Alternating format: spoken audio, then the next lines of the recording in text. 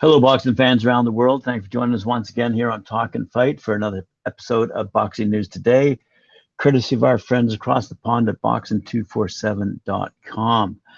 We're going to start off today's episode with a short story on promoter Samson Lukowitz of Samson Boxing, who was recently recognized by the legislature of Buenos Aires in Argentina for his great contributions to Argentine boxing.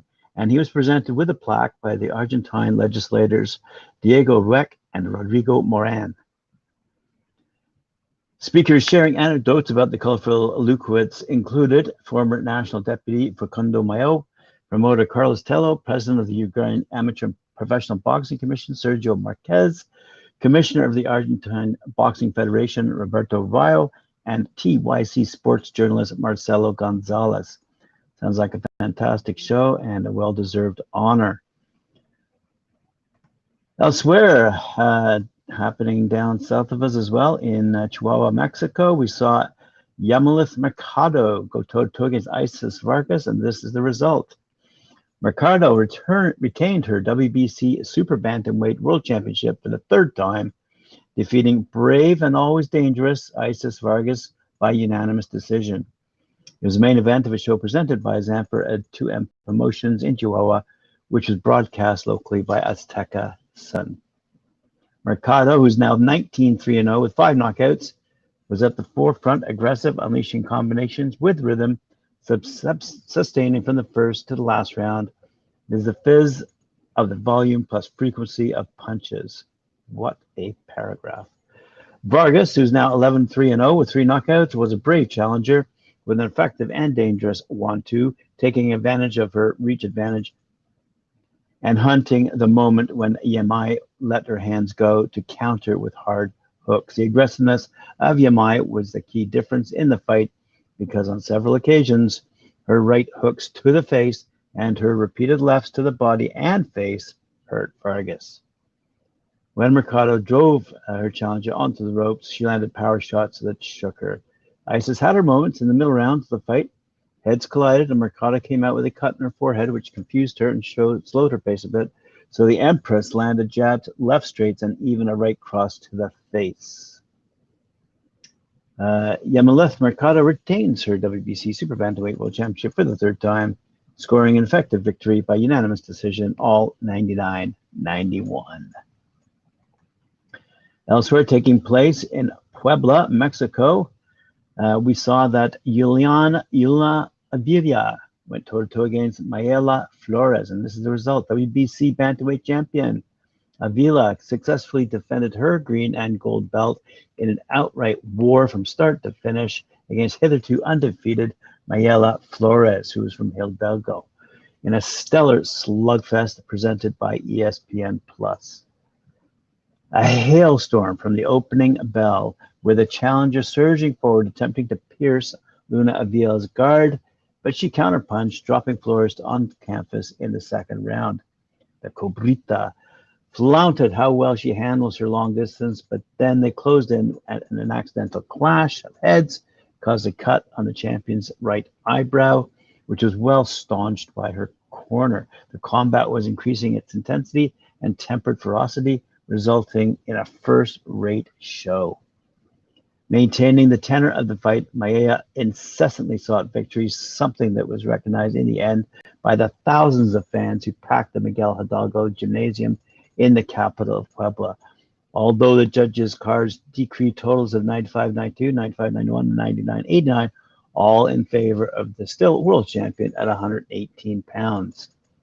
The card was a production of Promociones de Puebla, Cancun Boxing, and Boxing Time, and was broadcast, as I said, on ESPN+. Elsewhere, let's move across the pond over to Telford, England, where Jason Cunningham did not have to ponder too long and hard over the question of at what point did he realize he had morphed from being considered a high-level opponent to someone with fighting for a world title towards the forefront of his mind. Despite enjoying much notable success over the years, Cunningham has effectively turned his career on its head and is now preparing to top the bill in Telford with the second defense of his European super bantamweight title. The Doncaster man goes up against the unbeaten 16-0 Terry Lecovier at the Telford International Centre on April 16th, and that'll be shown live on BT Sport. The turning point, Cunningham reports, came off the back of a defeat, the sixth and last of his 36-fight career to date. In December 2018, he was drafted in to provide stubborn opposition for Belfast's amateur superstar Michael Conlon, who was at the time entering into double figures as a pro, was adding additional Irish flavor to the Warrington-Frampton card at the Manchester Arena back then. Cunningham, typically, was nobody's fall guy and put on a solid performance in losing on the cards. It was a display that triggered a surge of confidence in the boxer known as the Iceman, and one that he identifies as a keynote moment in his resurgence. He said, "Is the best way has been put across to me, to be fair," said the 32-year-old, who's now signed up by Frank Warren in Queensbury following his first European defense against Brad Foster in October of last year. He says, "It was definitely after the Conlon fight where I gave a very, very good account of myself of the night. This obviously boosts your confidence. It was up at featherweight, which was never really my division. I just got opportunities there because I won the Commonwealth title at that weight. There was an opportunity given short notice, and you end up campaigning in that division. Super bantamweight has always been my division, and I'm undefeated at that weight as well. So after the Conlon fight, my next few performances put me in good shape, and now it's all down to experience, really. It's been a long road from the small hall stuff as well. I've been matched hard, and I've been in the away corner many, many times against good names. It's put me in good stead, though. I don't take anything back, any defeats, because it's all knowledge and experience has made me the fighter that I am today." I would say that after the Conlon fight, that I was coming into my prime. I had a few tick-over fights, and everything just started coming together. I felt it was coming to my best years, and then obviously we stumbled onto the COVID era, which put things at a standstill.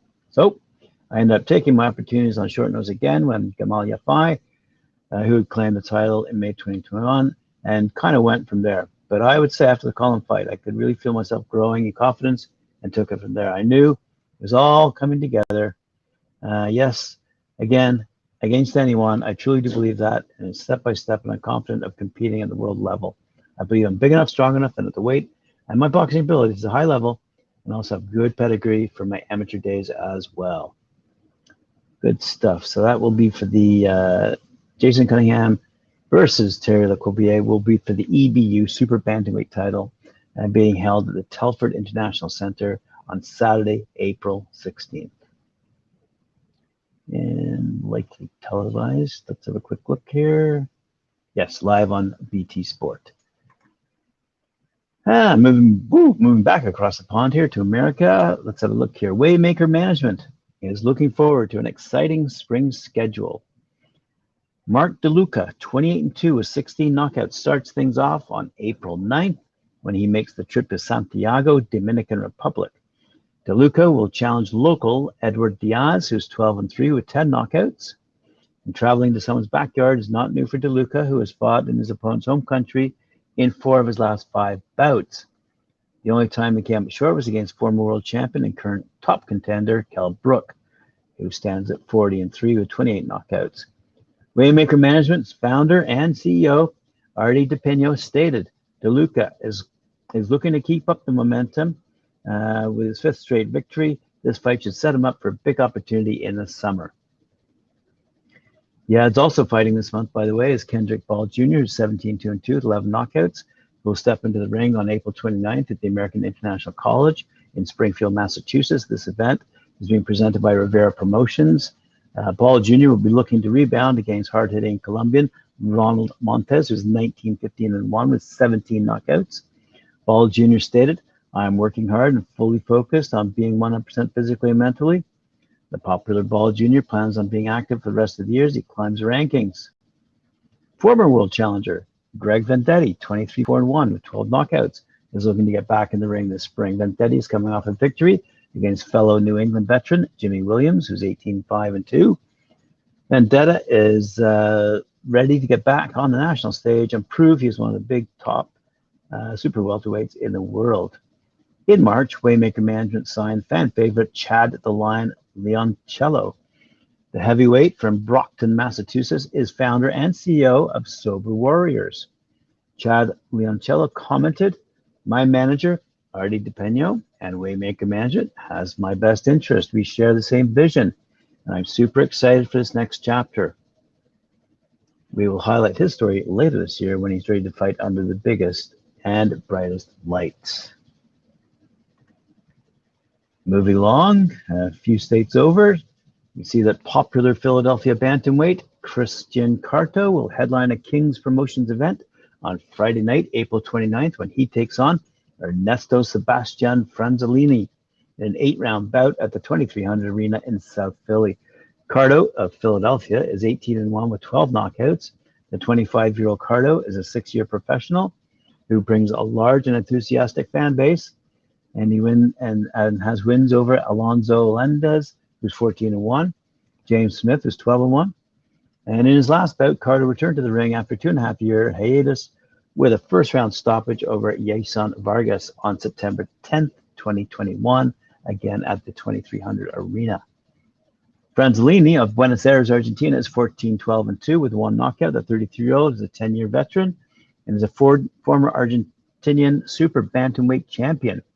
Franzolini has 2 in a row, with the most recent outing being a unanimous decision over Sergio Estrella on November 6, 2021 in Buenos Aires. This will be Franzolini's United States debut, by the way. In another 8-round bout that night, undefeated welterweight Paul Kroll returns to action as he takes on Marklin Bailey. In some 6-round bouts taking place, junior welterweight Quadir Albright, 5-0, out of Philadelphia, will take on Gonzalo Carlos de la Ria. Lightweight Julian Gonzalez, 5-0 also. Welterweight James Martin, 7-3, both in Philadelphia. And junior welterweight Malik Warren out of Baltimore will also see action against opponents to be named. Also in a 6-round bantamweight contest, Jeremy Adorno, 6-0, out of Allentown, Pennsylvania, will fight John Vera, 5-8, in Miami. In a 4-round welterweight fight, Dan Jahai Teasley, 1-0, out of Philadelphia, takes on an opponent to be named as well. Anyway, tickets are on sale, and if you need the link, just pop along to the 2300 Arena website, and you'll find information there. Or go to the boxing247.com website. They have it listed as well. And for the last story of this episode, we'll fly over to Connecticut, where the Connecticut Boxing Hall of Fame has announced its 6-member class of 2021 to be inducted during the 16th annual gala induction dinner to be held Saturday night, May 21st, at the Uncas Ballroom at Mohegan Sun. The class of 2020, consisting entirely of old-timers, will also be inducted on May 21st. I'm guessing here that was likely due to COVID. Class of 2021 inductees are retired boxers Mike Machine Gun Oliver out of Hartford, New Haven's Elvin Ayala, Hartford referee Danny Scavione, Glastonbury's Hartford Civic Center Executive Director Frank E. Russo, Manchester trainer Jose Papo Colon, and New Haven manager Mike Crischio. Says CBHOF President John Londotti, the Connecticut Boxing Hall of Fame is excited to reconvene our gala induction dinner after a 2-year pandemic-related hiatus. The pandemic pause gave the selection committee ample time to research boxing archives in order to support the induction of the 2020 class of deceased boxing legends, and recognition of those deserving individuals is long overdue. Our class of 2021 is exceptionally outstanding as well. It is a class which truly represents the sport of boxing. Fighters, trainers, managers, promoters, and ring officials being inducted in this class. I encourage all boxing fans to come out to Mohegan Sun on May 21st for a fantastic celebration of the accomplishments of those 2 worthy Hall of Fame classes. Fantastic stuff. Thank you very much for joining me here on Talk and Fight for Boxing News today. You can catch me later on this afternoon at 4 p.m. Eastern Time when I join Mike Orr and Cedric Ben at they're on their show Knuckle Up. So Remember to like, share, subscribe, hit the notification bell, and we'll see you at 4 p.m.